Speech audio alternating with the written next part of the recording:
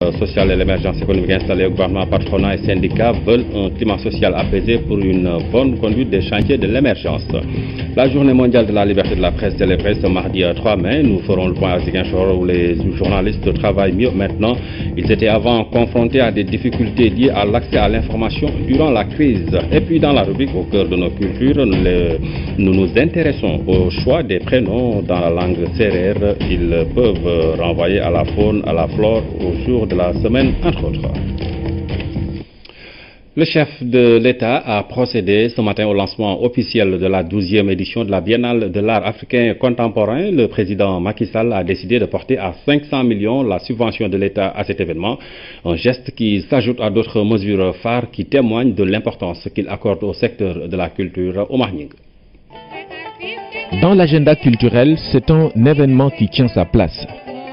C'est donc naturellement que le chef de l'État honore le rendez-vous en sa qualité de premier protecteur des arts, des lettres et de la culture. Comment en effet ne pas se souvenir de ce 27 mars 2016, journée mondiale du théâtre, où vous avez rendu un vibrant hommage et exprimé la reconnaissance de la nation aux artistes, notamment ceux arrachés à notre affection pour leur contribution remarquable au développement socio-culturel du Sénégal. Comment ne pas rappeler ce Conseil des ministres du 30 mars 2016, où vous avez instruit le gouvernement d'assurer une formation adéquate de nos artistes, de mettre en place un système de financement adapté à la production s'inspirant de notre histoire, de notre diversité culturelle, de nos valeurs traditionnelles, ainsi que des œuvres littéraires et épopées sénégalaises et africaines. D'adopter aussi une nomenclature officielle des métiers des arts et de la culture, ainsi que de préparer un projet de loi d'orientation et de promotion des arts et de la culture. Oui, vous avez exhorté le gouvernement à faire du Sénégal une plateforme internationale de référence des arts et de la culture. Le président de la République ne porte donc pas le titre pour rien. C'est un chef d'État qui croit à la culture, secteur qui contribue au rayonnement de notre pays. Une tapisserie des manufactures sénégalaises des arts décoratifs, le Grand Magal de Touba, du grand maître Papa Ibra Tall, trône majestueusement au siège de l'Organisation des Nations Unies. Ce chef-d'œuvre identifie le Sénégal autant, voire mieux, que toutes les informations scientifiques, les dépliants touristiques, voire le travail au demeurant excellent de générations de diplomates chevronnés.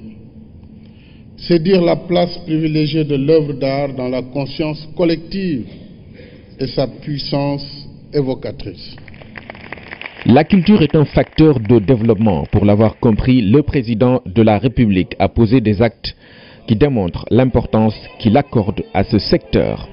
La dotation d'1 milliard de francs CFA du Fonds de promotion de l'industrie cinématographique et audiovisuelle, le FOPICA, pour encourager la production. La restauration en cours des nouvelles éditions africaines du Sénégal, les NEAS, un patrimoine national et africain.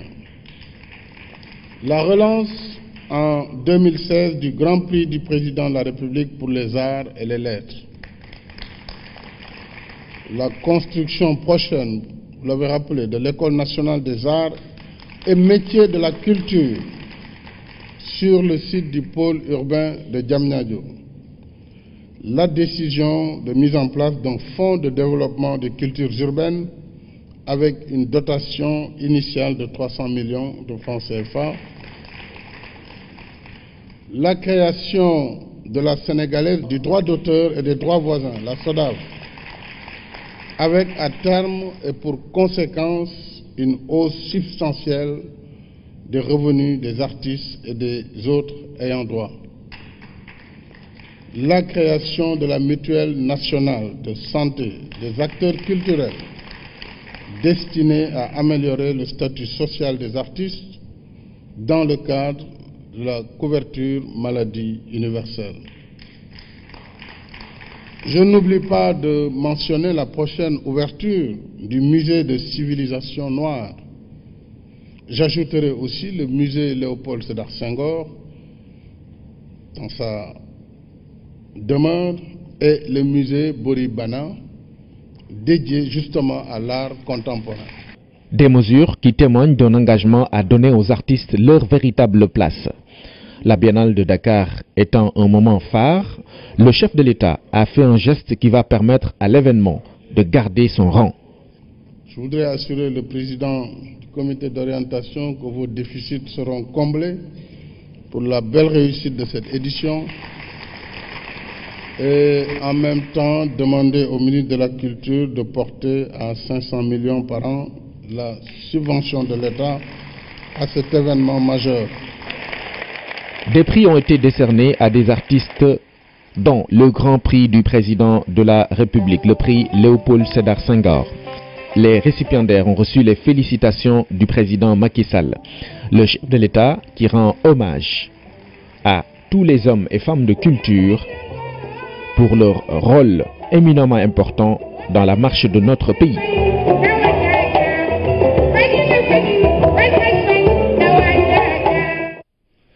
Après la cérémonie officielle d'ouverture au théâtre Sorano, le ministre de la Culture et de la Communication, Mbagnick Ndiaye, a procédé au vernissage de l'exposition internationale. Elle réunit 67 artistes autour du thème Réenchantement. L'expo a eu lieu à l'ancien palais de justice du Cap-Manuel. Et les artistes présents à cette biennale se mobilisent pour que le bâtiment fermé depuis plus de 2 décennies soit affecté au monde artistique au Mindoro. Il faut du temps et de l'endurance pour venir à bout de l'exposition internationale de la 12e édition du Dakar. Elle regroupe 67 artistes de 24 pays. Mais ce qui est sûr, c'est que l'on en ressort comblé. Je suis réenchanté parce que la belle exposition internationale que nous venons de visiter, non pas de Sargé, qui a duré presque 2 heures de temps pour voir l'ensemble des œuvres, nous plonge dans d'autres univers. L'Expo internationale du Dakar 2016 a lieu à l'ancien palais de justice du Cap-Manuel. Après près d'un quart de siècle de fermeture, c'est comme si le mauvais sort qui avait plongé dans un profond sommeil ce lieu témoin d'une grande page de l'histoire des cultures noires était levé avec l'expo Réenchantement. Le réenchantement, c'est de faire revivre quelque chose de l'esprit de 66. C'est ici qu'Ibn Ndiaye inaugura la première exposition internationale et l'exposition d'art contemporain du festival. Le réenchantement, c'est de dire aux gens dans le monde, et particulièrement en Afrique, que c'est possible, que nous pouvons et que nous devons, pour pouvoir faire les choses, nous devons les rêver. Presque aucun des artistes sélectionnés pour cette 12e édition de la Biennale n'avait mis les pieds sur les lieux avant cet événement. Aujourd'hui, ils lancent un plaidoyer aux autorités sénégalaises pour que l'ancien palais de justice de Dakar soit rétrocédé aux artistes. Nulle part au monde n'existe un lieu comme celui-ci pour présenter de la culture qui soit dédiée à la culture, surtout avec le front de mer. C'est absolument sublime. En attendant que les lieux leur soient exclusivement dédiés, les 67 artistes de l'Expo internationale de la Biennale 2016 rivalisent d'ingéniosité entre vidéos, peintures, sculptures, installations et performances diverses et nous poussent à prendre un nouveau souffle. Donner un nouveau souffle, ça peut aussi dire revenir un peu en arrière, laisser à chacun le choix de réfléchir par rapport à ce retour en arrière et à chacun de faire son choix pour son futur. Du 3 mai au 2 juin, l'Expo Réenchantement nous invite donc à nous plonger dans le bouillonnement créatif de l'art africain contemporain afin d'aller vers des lendemains qui chantent, sans oublier notre histoire.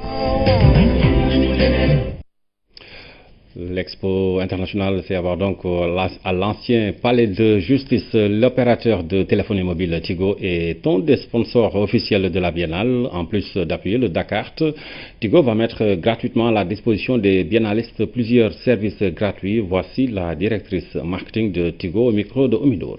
En tant qu'acteur économique et partenaire social, il nous paraissait important à un moment de pouvoir nous investir dans des actions de ce type qui non seulement aident la population à mieux découvrir l'art local et international, mais aussi qui est une vitrine de promotion du pays à l'extérieur.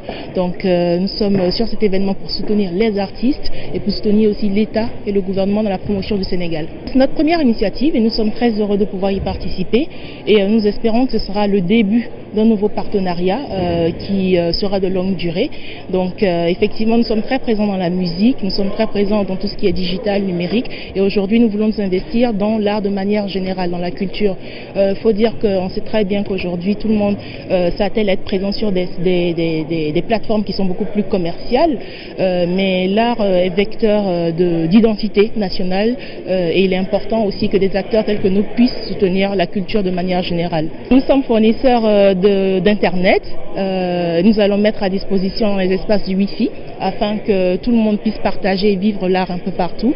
Et aussi nous aurons nos offres pour toutes les personnes qui veulent communiquer. Nous accompagnons aussi la biennale avec de la communication, mais ce que je peux dire c'est que nos produits seront disponibles sur les sites, mais avant tout le Wi-Fi gratuit pour permettre au maximum de personnes de pouvoir exporter justement ce qu'ils vont voir sur place. Dans le reste de l'actualité, notez que les malades du cancer pourront désormais être évacués au Maroc pour recevoir gratuitement un traitement en chimiothérapie dans l'un des plus grands centres d'oncologie de Rabat. C'est l'une des retombées de la visite de travail de la première dame au Maroc. Madame Mariam Sall a réussi à décrocher un partenariat avec la fondation de son Altesse Royale Lalla Salman, première dame du Maroc. Un partenariat qui permettra également au Sénégal de se doter bientôt d'une maison vie à Dakar, un site d'accueil pour les malades du cancer. Envoyé spécial à Rabat, Pape Biram Bigendiaï. Une visite de travail hautement stratégique dans la capitale du royaume chérifien. La première dame de la République du Sénégal soigneusement accueillie au palais royal où elle séjourne en vue d'une rencontre en tête-à-tête avec la première dame du Maroc.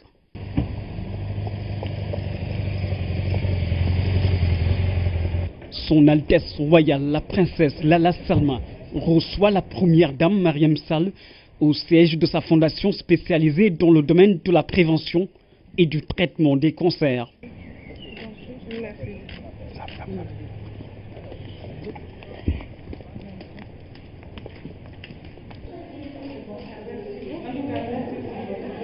Dans une ambiance détendue, empreinte de cordialité. Les débuts d'une belle amitié entre deux premières dames au service de leurs peuples respectifs. C'est d'ailleurs l'objet de la visite de la première dame Mariam Sall au Maroc. Établir un partenariat avec la fondation Lalla Salma dans le domaine de la prévention et du traitement des cancers.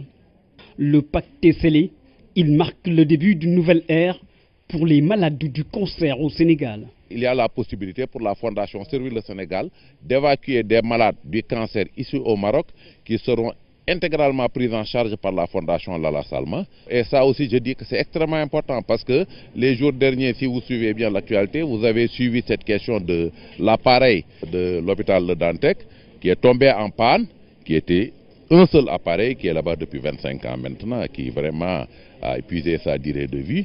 Aujourd'hui, cette possibilité que nous offre la Fondation Lalla Salma d'évacuer des malades ici au Maroc est un palliatif, en tout cas, de ce problème matériel. C'est donc ici, au centre d'oncologie Cheikhna Fatma d'Ouraba, que les malades du Sénégalais pourront être traités gratuitement grâce à l'action de la première dame Mariam Sall. Un succès qui a poussé Madame Sall à venir elle-même visiter l'hôpital spécialisé dans le traitement du cancer. Un pôle d'activité de l'Institut marocain d'oncologie, bâti sur 5200 mètres carrés avec 4 niveaux. Ce centre a coûté près de 350 millions de francs CFA. Il regroupe 5 entités Une pharmacie centrale qui a vocation à fabriquer les médicaments qui composent la chimiothérapie. Une unité de 7 salles de consultation et une salle de colposcopie. Sans oublier l'unité de chirurgie des cancers gynéco-mammaires. Il y a aussi un service d'hospitalisation qui fonctionne 24 heures sur 24 et une unité de recherche. À ce niveau, les étudiants sénégalais et médecins spécialistes pourront effectuer des sessions de formation et de stage suivies d'immersion dans cet institut au plateau technique relevé. Cela fait partie du nouveau partenariat entre la Fondation Servir le Sénégal et la Fondation Lala Salma, en plus de la construction d'une résidence à Dakar pour soulager les malades du cancer qui viennent des régions. Pour l'essentiel, l'existant au Sénégal en matière de prise en charge médicale est concentré à Dakar. Et vous avez souvent des malades qui se déplacent de l'intérieur du pays pour venir se faire traiter à Dakar.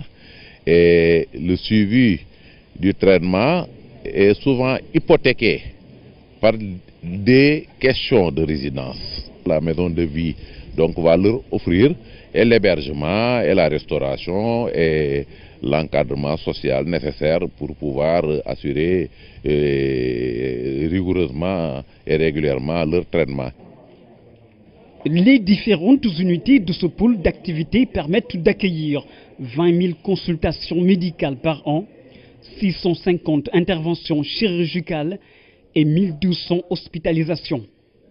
C'est donc un riche partenariat à enjeu national que la première dame vient de décrocher au Maroc. Une visite de travail qui rehausse le prestige des relations d'amitié entre le Sénégal et le royaume chérifien. Les échos de la visite de la première dame et présidente de la Fondation Servir le Sénégal au Maroc. Installation de l'organe de suivi et évaluation du pacte pour la stabilité sociale et l'émergence économique. Gouvernement, patronat et syndicats ont pu évaluer ensemble les différents acquis sociaux enregistrés depuis la mise sur pied de cet instrument. L'objectif est de trouver un apaisement du climat social pour mener à bien les chantiers de l'émergence. C'était en présence du Premier ministre ce matin, Habib Mbaye.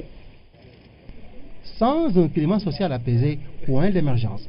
Cela a certainement inspiré le gouvernement à accélérer ses pourparlers avec le patronat, les syndicats, pour mettre sur pied le pacte pour la stabilité sociale et l'émergence économique. Signé depuis la première conférence sociale les 14 et 15 avril 2014, aujourd'hui, les différentes parties se sont réunies pour faire le bilan d'étape. Aujourd'hui, à l'heure du bilan d'étape, on peut, avant de procéder à une évaluation détaillée, se réjouir au lendemain de la célébration de la fête du travail que la relation de confiance née de la signature du pacte a tout de même permis de booster les négociations entre l'État et les centrales syndicales. Le Premier ministre a demandé au ministre du Travail de coordonner une série de réunions sectorielles, réunions qui devraient se tenir avant la fin du mois de juin, et bien entendu donc avant la tenue de la deuxième conférence sociale qui devra porter sur les réformes dans le secteur des retraites. Une feuille de route sociale avait été définie pour assurer un climat social apaisé, propice à l'investissement et créateur d'emplois décents. Et les syndicats ont leur mot à dire. Le président de la République a été très clair que de manière consensuelle, nous nous retrouvons pour clarifier. Nous, par rapport au respect des accords, le gouvernement nous a expliqué dans l'enseignement les efforts qui sont faits. Mais manifestement, il y a toujours des problèmes. Nous, c'est ce que nous avons dit. Un accord, lorsqu'il est signé, il doit être respecté. Le gouvernement semble dire qu'il a été mis en œuvre. Maintenant, les ministres concernés vont recevoir les centrales pour expliquer. Et nous avons devant nous des questions majeures, comme la réforme du système des retraites, qui sera d'ailleurs le principal thème de la deuxième conférence sociale, qui est prévue, je pense, au mois de juillet 2016. C'est d'ailleurs pour rendre le dialogue social plus performant que le premier forum national sur la compétitivité de novembre 2012 avait émis une recommandation forte portant sur l'élaboration et l'adoption d'un pacte consensuel prenant en compte les attentes et engagements tant du patronat, des syndicats que du gouvernement. L'installation des organes de suivi et d'évaluation de ce pacte sera à coup sûr le début d'un consensus social qui va donner le départ d'une émergence économique tout bénéfique pour le gouvernement, le patronat et les syndicats du Sénégal. Le comité de pilotage du programme d'urgence de développement communautaire a été officiellement installé cet après-midi par le Premier ministre Mahammed Boun Abdallah Dionne. Plusieurs membres du gouvernement et les représentants du PNUD ont assisté à la réunion. Une dizaine de recommandations est sortie de cette rencontre. C'est Dina Lunfal. Lancé il y a 9 mois, le comité de pilotage du programme d'urgence de développement communautaire PUDC est officiellement installé ce mardi sous la direction du Premier ministre. Et la réunion nous a permis de faire l'évaluation des résultats et a permis à M. le Premier ministre de dégager un certain nombre d'orientations qui portent notamment sur le recadrage institutionnel avec une précision des rôles et responsabilités de chaque intervenant dans le processus et une validation du programme de travail et une série de recommandations ont été apportées. Au total, 10 recommandations sont sorties de cette rencontre. C'est le Premier ministre lui-même qui va procéder à la validation des besoins additionnels formulés par le gouvernement à travers l'examen et l'approbation des requêtes qui devraient être présentées. Il a été retenu la mise en place d'un plan de décaissement adossé au plan de mobilisation des ressources. De la même manière, un autre point qui a été retenu à l'issue de cette réunion porte sur le renforcement de la coordination et de la cohérence dans les interventions des différents partenaires, comme il a été recommandé de renforcer les diligences pour le suivi des autres projets qui ne sont pas encore démarrés. Le PUDC est un programme qui vise à améliorer les conditions de vie des populations du monde rural. Il s'agit là d'un programme extrêmement important pour le chef de l'État qui en est l'initiateur et qui nous vaut aujourd'hui une très grande satisfaction en ce sens que le programme s'adresse directement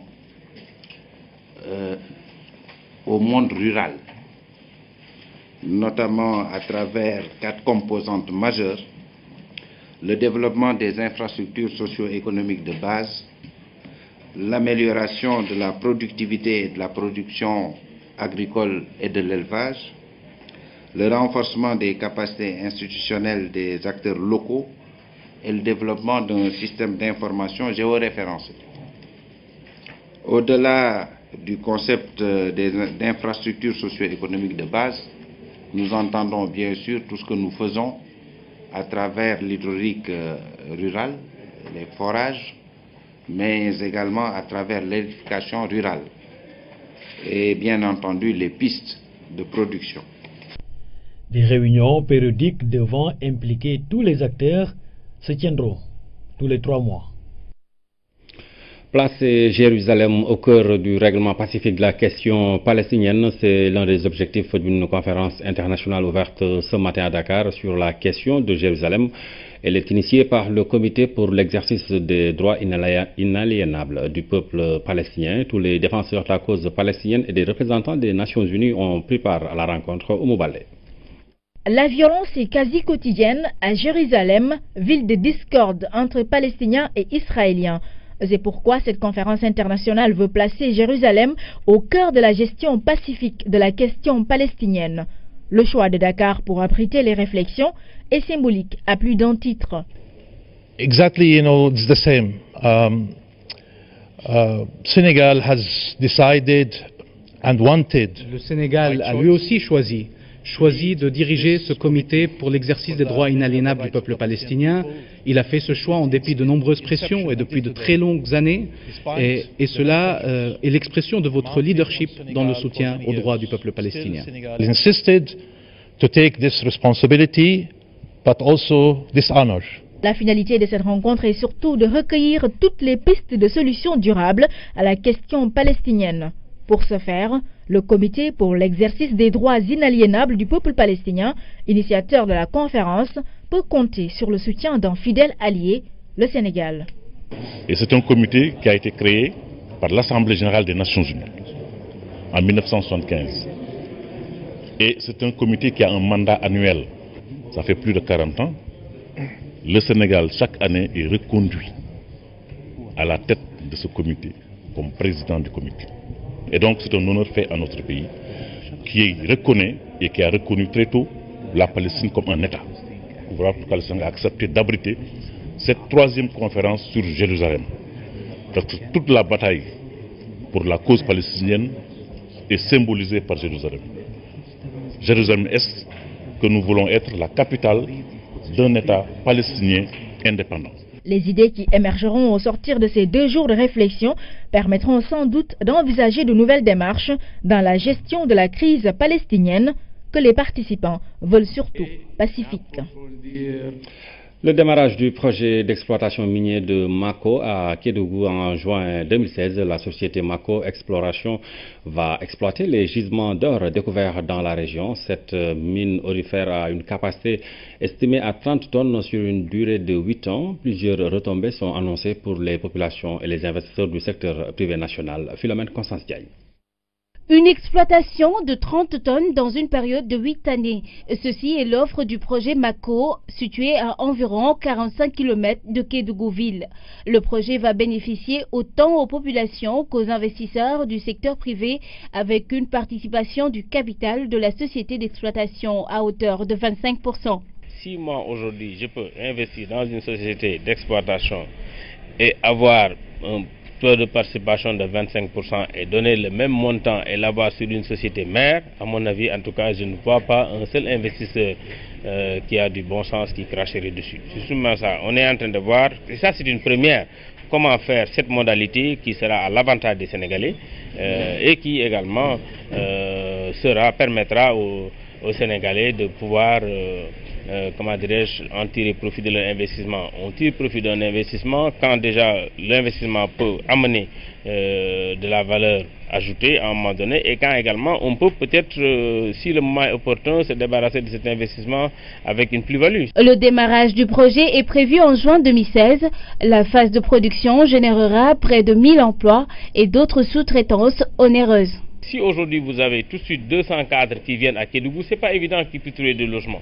Et on a discuté avec le maire, il est d'accord de donner aujourd'hui un terrain pour qu'un promoteur privé, pas même la société minière, mais qui va travailler la société minière, puisse venir et faire un programme de logement qui va plus tard loger ces cadres qui vont venir de Dakar et d'ailleurs pour loger à Kédougou pendant 8 ans, pendant 10 ans, pendant la durée de la mine.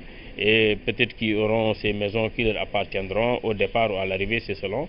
Et je pense que c'est également une façon pour le projet d'accompagner la commune de Kédougou et elle accompagnera également la commune de Tomboronkoto dans laquelle commune ce projet est installé parce que déjà nous avons convenu avec la société minière pour que qu'elle mette au minimum pour le fonds de développement social 450 000 $ par an au niveau de ces communautés. Les négociations entre l'État, la maison mère Toro Gold et la société Mako Exploration ont tenu en compte l'intérêt des Sénégalais. Ceci pour encourager l'investissement dans le secteur minier. Le projet Mako devrait être inauguré en décembre 2017 par le chef de l'État. Comprendre les nouveaux principes de classification des dangers liés à l'utilisation des produits chimiques, c'est autour de cette problématique que 9 pays de la façade atlantique ont eu à partager. De la rencontre de Dakar, les experts des pays ont pu identifier les installations industrielles à haut risque et le cadre réglementaire va bientôt voir le jour. Voici le récit de Dahaba. Sur le chemin du développement doit faire face aux risques industriels. Une prévention en amont est donc nécessaire. L'Union européenne, depuis 2010, s'est dotée d'un système général harmonisé. Le SGH est arrivé au Sénégal en 2011 avec un point focal pour veiller sur l'utilisation des substances nucléaires, radiologiques, biologiques et chimiques en s'appuyant sur le projet 41. Ce projet traite de la gestion des installations chimiques à haut risque et comment réduire les risques liés à ces installations. Quand on parle d'installations chimiques, c'est les industries chimiques ou les industries ou entreprises qui utilisent des produits chimiques à risque élevé sur la santé et sur l'environnement. Le Sénégal et 8 autres pays de la façade maritime unissent leurs efforts pour un transfert de compétences, mais surtout pour faire face à la menace que constituent ces substances. Pour que l'émergence soit une réalité, il faudra avoir des industries performantes, mais aussi l'utilisation de substances qui nous permettront évidemment de faire fonctionner ces industries. Ce qu'il faut comprendre, c'est qu'il faut véritablement préparer les populations à mieux se comporter par rapport donc à ces substances chimiques Un changement de comportement qui interpelle aussi les pouvoirs législatifs et exécutifs. Aujourd'hui, on s'aperçoit que quelle que soit finalement la réglementation nationale, les entreprises, quand elles importent des produits de l'Union européenne avec la nouvelle classification. Et donc il faut aider aussi les industries dans les pays partenaires du projet à comprendre cette nouvelle classification. L'Union européenne, avec l'expertise française, a financé cette session de renforcement de capacité sur les substances nucléaires, radiologiques, biologiques et chimiques. Les recommandations sorties de cette rencontre vont permettre non seulement aux populations de mieux mesurer les risques qu'elles encourent, mais aussi aux décideurs politiques de mieux cerner la dimension sécuritaire avec le contexte actuel. L'Académie nationale sur l'économie verte veut favoriser le développement durable de l'économie sénégalaise. Elle est initiée par le partenariat pour l'action en faveur d'une économie verte. L'ouverture de l'Académie a eu lieu ce matin à Dakar. Anaïs Nyanyamane. En réponse à l'appel lancé par la communauté internationale à la conférence Rio Plus 20 pour soutenir les efforts des pays en développement, le Sénégal lance une académie sur l'économie verte. Cette opportunité qui nous est offerte de cette académie, sur l'appui des agences des Nations Unies à travers le pays, cette opportunité va venir nous renforcer encore, surtout dans un domaine particulier qui est l'économie verte. Pour le Sénégal, je dois affirmer que nous n'avons pas engagé notre action sur l'économie verte à partir du néant. Beaucoup de secteurs ont été identifiés, notamment 6. Il y a le secteur de la foresterie, il y a l'agriculture, il y a la gestion des déchets, les ressources en eau, etc., etc. Mais sachez que pour le contexte du Sénégal, une analyse approfondie a été menée et sur la base justement des résultats de cette analyse que nous fondons notre action. Institué par 5 agences des Nations Unies, le partenariat pour l'action en faveur d'une économie verte PEJ assiste l'Académie dans différentes activités. C'est heureux pour nous, Sénégal, qui avons le plan Sénégal émergent, qui avons aussi des politiques publiques que nous voulons rendre conformes aux objectifs de développement durable, d'intégrer ces initiatives et de pouvoir en tout cas assurer notre transition vers une économie verte. Après moins de 2 ans, PEJ a pu, n'est-ce pas, accompagner le Sénégal à atteindre un certain nombre de résultats, entre autres la formulation aujourd'hui d'un document de stratégie sur les emplois verts, l'élaboration par le Conseil économique, social et environnemental, l'Assemblée nationale, d'une note d'orientation sur l'économie verte, la formulation d'un document de projet qui va accompagner la mise en place d'un incubateur sur l'économie verte, l'industrialisation verte, sont autant aujourd'hui de rapports et d'activités qui ont été accompagnés par PEJ. Augmenter l'équité sociale et les emplois décents, améliorer les conditions de vie et la prise en charge de l'environnement, transformer l'économie pour réduire la pauvreté. Voilà les résultats attendus à l'horizon 2017. Et pour y arriver, l'Académie cherche des compétences par une économie verte. La 7e édition de la foire régionale économique et commerciale de Thiès, plusieurs pays de la sous-région et les différentes régions du Sénégal prennent part à cette manifestation organisée par l'UNACOIS Diapo. Le coup d'envoi officiel de l'édition 2016 a été donné par le ministre en charge du commerce Alioune Sarr. C'est un reportage signé Alassane Diédhiou. Cette manifestation s'inscrit désormais dans l'agenda des activités économiques et commerciales annuelles du Sénégal. En cette édition, les organisateurs de la foire économique et commerciale de Thiès, en l'occurrence l'UNACOIS Diapo, ont su relever de grands défis en assurant à la fois une parfaite organisation, une régularité dans la périodicité et en enregistrant une bonne participation avec la présence remarquée des pays de la sous-région. Le mérite revient à tout seigneur tout honneur au président de l'UNACOIS Idi Thiam, soutenu par les autorités communales de la capitale du rail et les différents responsables régionaux de la Chambre de commerce et des métiers. À cette occasion, le président de l'UNACOIS Diapo a mis en avant le rôle déterminant des femmes, véritable locomotive de l'économie sénégalaise, omniprésente dans l'activité commerciale, ce dont s'est félicité le ministre en charge du commerce. En rehaussant chaque année de sa présence l'ouverture de cette manifestation commerciale, Alioune Sarr entend démontrer à ses acteurs économiques l'importance que le gouvernement attache à la bonne marche de ce secteur de l'économie, gros pourvoyeur d'emplois. Chers commerçants, dans un environnement de plus en plus concurrentiel, le partenariat devient plus que jamais un enjeu fondamental pour les acteurs du commerce que vous êtes, appelés à s'ouvrir et à s'adapter à de nouvelles perspectives de croissance pour se positionner dans les chaînes de valeur mondiales. À cet égard, je me réjouis que la foire régionale de Thiès est devenue maintenant un rendez-vous attendu par les entrepreneurs de la région, mais au-delà de la région de Thiès, de pays de la sous-région qui viennent participer massivement à cet important forum, à cette foire, pour qui elle constitue un cadre privilégié d'échanges commerciaux, de partage d'expériences et de partenariat. Pendant une dizaine de jours, la promenade des Thiessois sera le point nodal de l'activité économique et commerciale de la commune et de la région. Produits de l'artisanat, produits halieutiques, alimentaires, textiles locaux et la sous-région sont proposés dans leur diversité avec une qualité qui s'améliore à chaque édition. De la campagne nationale de lutte contre les MTN, les maladies tropicales négligées. Aujourd'hui, cap sur Keur Massar où plus de 105 000 enfants sont concernés par le déparasitage. En effet, ils sont nombreux à porter sans le savoir des vers intestinaux. Autorités sanitaires et scolaires travaillent en collaboration étroite pour réduire la campagne qui s'étale sur 3 jours dans la zone de Keur Massar. Omar Diaw. Si ailleurs les populations redoutent les affections lourdes comme la filariose lymphatique, l'onchocercose ou le trichiasis, à Dakar ce sont les vers intestinaux qui troublent le sommeil des tout-petits. Au niveau du district, la cible de moins de 14 ans est estimée à 105 847, donc répartie au niveau de 4 communes. Ces élèves sont aujourd'hui dans une activité extramuros. Ils écoutent sagement les explications relatives au MTN. Si nous devons véhiculer un message dans le cadre de la lutte contre les maladies, les élèves constituent un relais extrêmement important, extrêmement fort. Les vers intestinaux affectent principalement les enfants en âge scolaire. Leur élimination est un objectif de l'éducation nationale en partenariat avec la santé. Nous avons l'obligation, nous, ministère de la Santé, de lier un partenariat avec l'éducation pour pouvoir retrouver les enfants dans les écoles et les traiter. Une bonne gorgée d'eau après la prise de la dose unique. Parmi les savoir-être que l'école doit inculquer, l'hygiène et la propreté. L'hygiène constitue une barrière infranchissable. C'est la première barrière pour que ces enfants-là que nous avons ciblés, entre 5 et 14 ans, soient vraiment à l'abri de ces maladies tropicales négligées.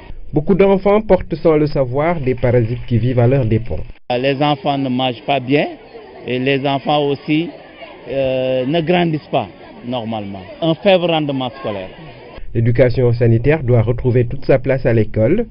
La campagne contre les MTN s'étalera sur 3 jours dans la zone périurbaine de Keur Massar.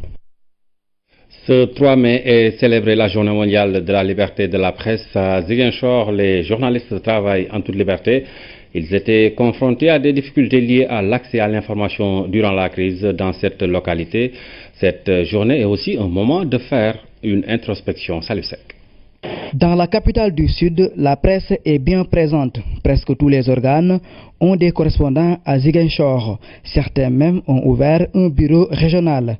À cela s'ajoutent les radios communautaires. Et durant ces dernières années, ces hommes de médias travaillent en toute liberté. Cette liberté, on peut dire pour le moment, en tout cas, des pas de géants ont été franchis, en tout cas au niveau de cette liberté de presse, parce qu'il faut dire qu'au Sénégal, ou bien ici en Casamance, ça fait maintenant des années, on ne voit plus des journalistes, des communicateurs embastillés parce que tout simplement ils ont relayé telle ou telle information. Et je crois qu'à ce niveau, il y a beaucoup d'évolutions, il y a beaucoup de pas de géants qui ont été franchis dans ce sens. Et je pense que c'est une très bonne chose. Cela permet à tout un chacun vraiment d'être informé parce qu'en dehors même de cette liberté de presse, le droit à l'information est un droit pour tout un chacun. Et dans l'ensemble, la presse sénégalaise fait son travail. Maintenant, par rapport à ce qui se passe, je pense que davantage on doit lui permettre d'avoir cette liberté qui va lui permettre d'aller au fond des choses, de poser les véritables débats. Mais si j'ai une suggestion à l'endroit de la presse aussi, c'est de ne pas justement oublier que sa liberté s'arrête là où commence celle des autres. Et je crois que c'est ce qui fait que beaucoup sont pressés que le code de la presse soit voté parce que cela mettrait un terme aux dérives que l'on constate dans la corporation, mais au-delà également permettre aux journalistes de faire correctement son travail. La liberté de la presse, une réalité donc en Casamance. Toutefois, les journalistes étaient confrontés à des difficultés liées à l'accès à l'information durant la crise.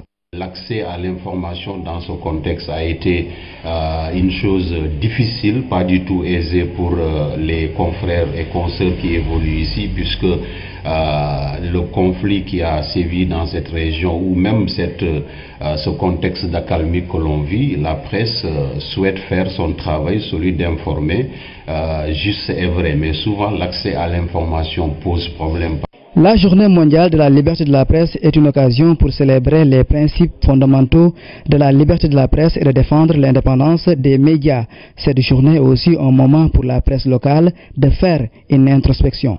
C'est la journée qui nous est dédiée à nous communicateurs, à nous en tout cas journalistes et autres acteurs qui évoluent dans les médias, et je pense que c'est une journée qu'on doit fêter et qui doit être une occasion pour méditer, essayer de voir comment nous travaillons, parce que nous ne sommes pas également exempts de reproches. C'est une journée vraiment qui nous permettra de méditer, de faire l'évaluation, de faire notre introspection et de voir sur quel pied également, sur quelle marche continuer à évoluer dans le développement. La presse joue un rôle important pour le développement économique et culturel de la région naturelle de la Casamance. Elle a aussi apporté sa contribution dans la recherche et la consolidation de la paix. C'est heureux de voir qu'aujourd'hui on est en train de prendre en charge cette question. Quand je prends le cas de la RTS qui s'est installée, chaque jour que je regarde la télévision, au moins il y a un reportage sur Ziguinchor, ce qu'on n'a jamais eu, et cela contribue justement à rapprocher la Casamance de l'autre partie du Sénégal, mais à rendre visible le vécu des Ziguinchorois et un peu déconstruire cette image que l'on se faisait de la Casamance, qui était une région en conflit, une zone rouge pour certains. Alors c'est heureux aujourd'hui de voir que la presse a beaucoup évolué par rapport à cette préoccupation. Ce travail important de la presse a permis de noter une accalmie dans toute la région naturelle de la Casamance. C'est le dossier sur la presse à Ziguinchor. C'est dans le cadre de la célébration de la Journée mondiale de la presse. C'est ce 3 mai. À 2 mois de l'hivernage, les paysans de la zone centre du pays retrouvent une activité. Certains ont repris le chemin des champs, tandis que d'autres cherchent d'ores et déjà à renforcer leurs moyens d'exploitation. Nos équipes ont fait le tour de quelques localités dans les régions de Thiès et de Diourbel. Fatou Sakho. Première étape de ce périple, Diourbel.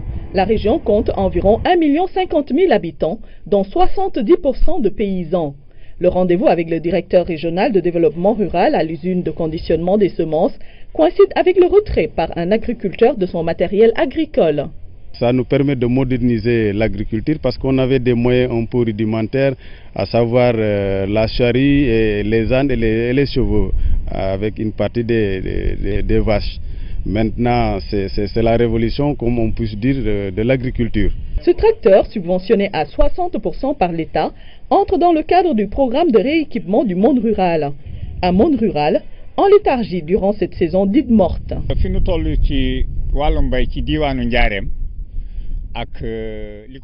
Dans cette région du bassin arachidier, notre principal problème reste notre dépendance aux pluies. On ne s'occupe que 3 mois dans l'année.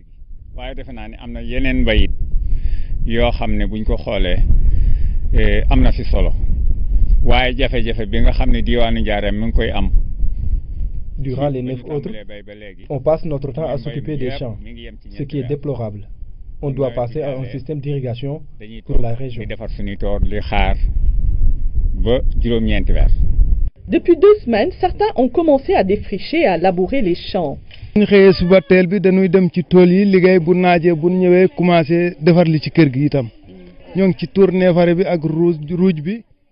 Le matin, notre première activité, c'est la préparation des champs, en mettant l'engrais organique et le labour.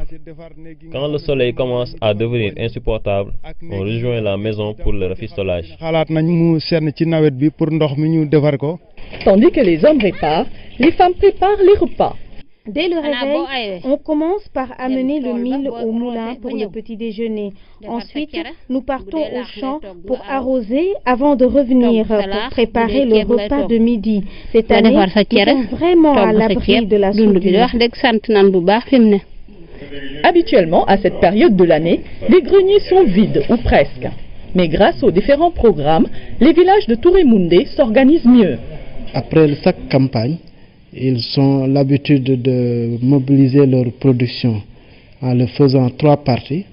Une partie qui est destinée à la consommation du ménage, mais une autre partie qui est destinée à l'épargne intrante. La 3e partie de la production est destinée à la commercialisation qui pourra servir de régler les besoins de la famille. Tout membre de la fédération arrive à réussir à assurer son problème de nourriture jusqu'à régler d'autres problèmes grâce au système que nous mettons en place. On a eu une production de céréales de 120 000 tonnes et on a eu parallèlement une production de niébé de 7 200 tonnes. Donc cette production-là, comparée à celle de l'année dernière, est du simple au double. Aujourd'hui, si on calcule la couverture des besoins en produits vivriers dans la région, on est aux alentours de 65-70%. La SAM qui a fait un diagnostic dans la région, une prospection pour identifier les ménages à risque alimentaire. Ces ménages-là se chiffrent aux alentours de 6500. 6500 ménages, c'est à peu près 65 000 personnes. Donc 65 000 personnes qui ont des problèmes de sécurité alimentaire rapportés à la population de la région qui dépasse le 1 300 000. Je crois que c'est quelque part une goutte d'eau dans la mer. Et cette population à risque alimentaire a bénéficié d'une aide alimentaire d'à peu près 1600 tonnes de produits vivriers. Pour avoir la saison prochaine de si bons rendements qui assurent la sécurité alimentaire au monde rural, la distribution des semences de qualité et à temps échu est primordiale. Le reportage de Fatou Sakho entre Thiès et Diourbel. Parlons de l'insécurité alimentaire dans le monde rural. Le gouvernement prend les devants pour anticiper la crise qui guette près de 500 000 personnes. Elles sont identifiées principalement dans 2 régions, Matam et Tambacounda. Avec 2 milliards montant du plan national de riposte 2016, le Sénégal veut arriver à contenir la menace Ramdao. Si rien n'est fait, 484 480 personnes seront dans une situation d'insécurité alimentaire au mois de juin. Cela, le gouvernement en est conscient. Pour 2016, l'analyse du cadre harmonisé donc a montré qu'à partir du mois de juin, s'il n'y a aucune intervention, 11 départements peuvent entrer dans une situation d'insécurité alimentaire. Mais que parmi ces 11 départements, il y a 2 départements de la région de Matam, notamment Matam et Ranérou, et 2 départements de la région de Tambacounda, notamment Goudiri et Koumpentoum. Ces données de l'enquête nationale de la sécurité alimentaire, croisées à d'autres statistiques, se veulent plus exhaustives. Au Sénégal, 84% de la population sont dans une situation de sécurité alimentaire, 14% sont sous pression, 2% sont à sauver d'une crise latente à partir de novembre. Nous ne sommes pas encore arrivés là. C'est pour cette raison que nous avons pris les devants en élaborant un plan national de riposte à l'insécurité alimentaire, à la fois pour les humains et pour le bétail. Et cette année, nous avons procédé à une innovation majeure. Non seulement on travaille pour la sauvegarde du bétail, mais c'est que cette année, nous avons intégré les équidés de trait particulièrement, pour protéger les moyens d'existence des ménages. C'est parce que l'enquête sur les équidés a révélé que 2 tiers des revenus qu'ils génèrent servent à acheter des aliments que les autorités ont inclus l'opération sauvegarde de bétail dans le plan riposte 2016, plan qui se chiffre à 2 milliards.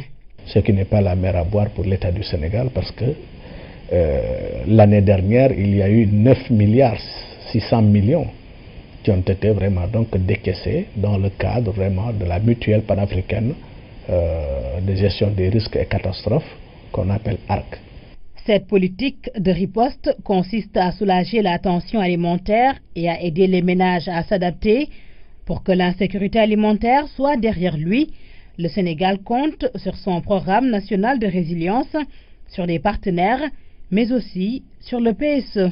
Le plan Sénégal émergent a mis l'accent et le focus sur la production de riz, sur la production de légumes, mais aussi sur la production aquacole.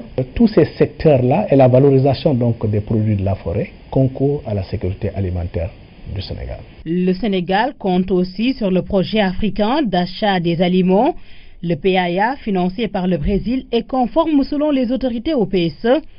Après expérimentation à Kédougou, c'est à Matam, Saint-Louis,